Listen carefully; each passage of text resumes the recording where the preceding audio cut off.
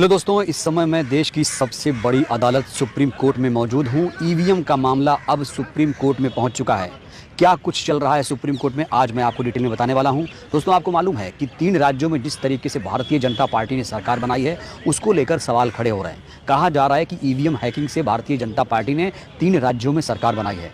अब मांग हो रही है कि चुनाव रद्द कर दिया जाए। इसी को लेकर ये मामला अब देश की सबसे बड़ी अदालत सुप्रीम कोर्ट पहुंच चुका है। दोस्तों, याद रखिए, जब जब ईवीएम का मामला उठता है, भारतीय जनता पार्टी में, सत्ताधारी पार्टी में खलबली मच जाती है।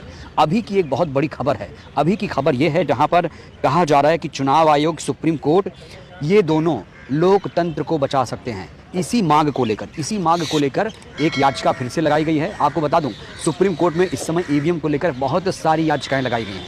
अब सुप्रीम कोर्ट ने एक टिप्पणी की है। सुप्रीम कोर्ट ने ईवीएम को लेकर या जो याचिकाएं आ रही हैं सुप्रीम कोर्ट में, उसको लेकर एक सख्त टिप्पणी कर दी।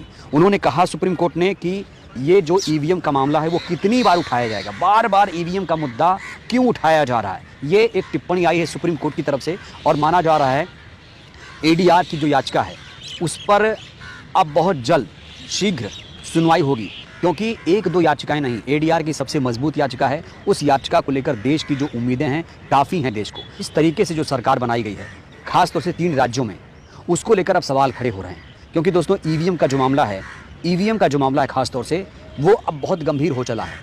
ग्राउंड पर जाइए, लोगों से बात करिए। अगर आप एक सवाल पूछिए कि ये बताइए चुनाव किससे होना चाहिए, तो आप 100 लोगों से अगर एक सवाल पूछेंगे तो उसमें से 90 लोग ये कहेंगे कि जो चुनाव है वो बैलेट पेपर से होना चाहिए, ईवीएम से नहीं होना चाहिए। तो पूरे देश की जो जनता है खासतौर से, वो ईवीएम के खिलाफ खड़ी हो गई है। अब इसी को लेकर वकीलों का एक जत्था यहाँ पर पहुँचा हुआ था। वकीलों का एक जत्था पहुँचा है। खासतौर से अब एक नए सिरे से याचिका आई है।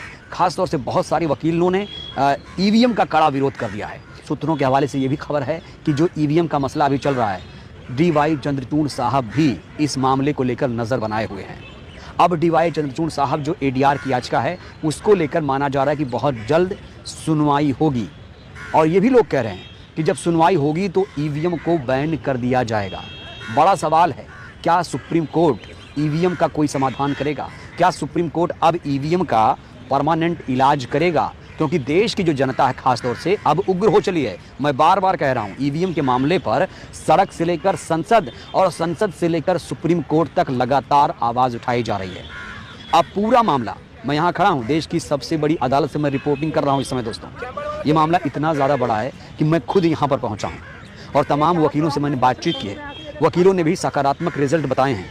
कहा है कि इस मामले पर बहुत जल्द बड़ा फैसला होगा। और जिस तरीके से जनभावनाएं हैं ईवीएम को लेकर, बैलेट पेपर को लेकर, कहा जा रहा है कि अगर लोकतंत्र को बचाना है तो ईवीएम को हटाना पड़ेगा। बैलेट पेपर की बहाली के बिना लोकतंत्र को नहीं बचाया जा सकता। क्योंकि दोस्तों, जिस तरीके से राजस्थान, मध्य प्रदेश, छत्तीसगढ़ में चुनाव में आरोप जो लग रहा है कि वहाँ पर धांधली हुई है, यहाँ तक कि कई सारे सबूत भी पेश किए गए हैं। बैलेट से काउंटिंग होती है, उसमें कोई और पार्टी जीतती है। ईवीएम से काउंटिंग होती है, उसमें कोई और पार्टी जीतती है। एक बहुत बड़ा मुद्दा सुप्रीम कोर्ट के सामने आया। जो याचिका है खासतौर से, उसमें कहा गया कि वीवीपैट के पर्चियों की जो काउंटिंग है अब 100% हो जानी चाहिए। कहा कि माना कि चलिए भाई आपका ईवीएम भी रहे, लेकिन अगर ये व्यवस्था हो जाए तो ईवीएम भी रहेगी और चुनाव भी सही तरीके से होगा। अब बड़ा सवाल ये है कि चुनाव आयोग क्या इस मसले पर राज़ी होगा? क्योंकि दोस्तों, आपको याद दिला दूं, जब ये मामला पहली बार सितंबर में आया था तो चुनाव आयोग की 962 पेज की एक पूरी की पूरी रिपोर्ट सामने आ गई।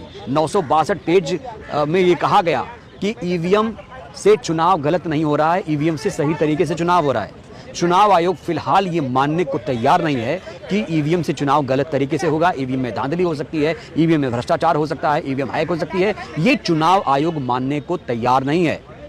लेकिन जो बहस हुई सुप्रीम कोर्ट में, जिस तरीके से याचिकाएं लगाई जा रही हैं, जिस तरीके से डीवाई चंद्रचूड़ साहब भी इस मसले पर नजर बनाए हुए हैं, ऐसा लग रहा है कि बहुत जल्द इस पर एक कड़ा निर्णय आएगा। अभी तक सुप्रीम कोर्ट के जो टिप्पणियां हैं वो तो बहुत सख्त होती हैं। बार बार कहा जाता है कि भाई टिप्पणी जो है वो सख्त कब तक रहेगी?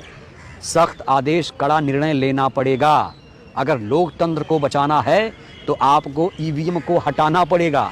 बहुत सारी दलीलें हैं। अगर आपने वीवीपैट को जोड़ा था ईवीएम के साथ तो क्यों जोड़ा था भाई?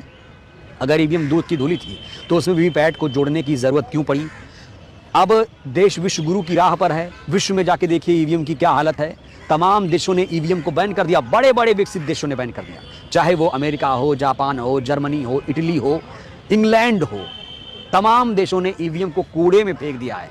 लेकिन हमारे देश में अभी जो सत्ताधारी पार्टी के लोग हैं वो ईवीएम से चिपके हुए हैं। दोस्तों याद दिला दूं, ये वही सत्ताधारी के लोग हैं, ये वही भारतीय जनता पार्टी है जो 2009 में ईवीएम को लेकर किताब लिख रही थी। कहा जा रहा था कि ईवीएम गलत है, ईवीएम को हटाओ। 2009 में शोर शराबा हुआ था जब पहली बार यूपीए 1 की सरकार बनी थी, तो ईवीएम का मुद्दा बड़े बड़े नेताओं ने उठाया था, उसमें लाल कृष्ण आडवाणी साहब भी शामिल थे। तो अब सत्ताधारी पार्टी जो पहले विपक्ष में थी अब ईवीएम को प्रेम करने लगी है, ईवीएम से उससे मोहब्बत हो गई है। लेकिन देश की जनता को ईवीएम से नफरत है। तो देश की जनता की सुनी जाए या सत्ताधारी पार्टी की सुनी जाए, अब जो मामला है यहीं से निकलेगा। ये हमारे पीछे आप देख सकते हैं, यह है सबसे बड़ी अदालत, यहीं से मामला पूरा निकलेगा।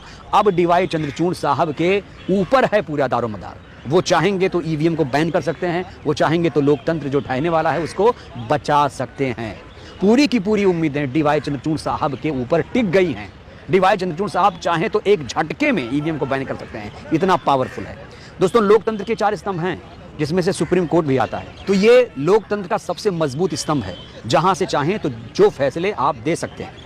और ईवीएम पर कब फैसला होगा ये माननीय सीजेआई साहब ही ले सकते हैं और कोई भी इसमें कोई दखल नहीं दे सकता है। हालांकि चुनाव आयोग लगातार ईवीएम को डिफेंड कर रहा है। चुनाव आयोग अभी फिलहाल मानने को तैयार नहीं है कि ईवीएम में धांधली होती है। लेकिन जिस तरीके की खबरें आ रही हैं दोस्तों वो हैरान करती हैं। खबरों को आपने देखा कई जगह, यहाँ तक कि कई